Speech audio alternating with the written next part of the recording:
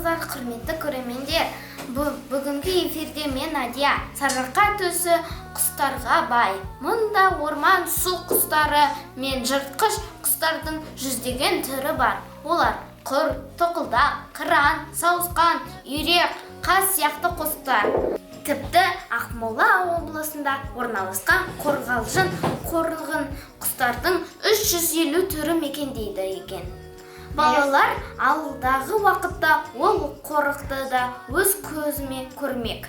Мінеки, осы аймақта мекен ететін қыран құс, жыртқыш құстардың қатарына жататын бүркітті көріп балалар таңданысын жасыра алмады.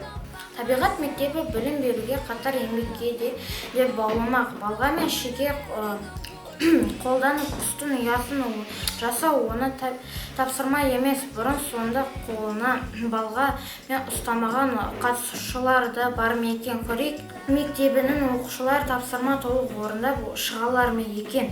Құстың ұясы сәнді болуын да ескеру керек. Бояуға жасыл түс таңдапсыңдар. Бұл түс ағаштардың түсіне сай үйлеседі. Енді жақсылап бояймыз. Балалар құстардың шын досы екенін танытты. Енді осы ұяларды орман ішіндегі құстарға пана болары сөзсіз. Жарайсыңдар.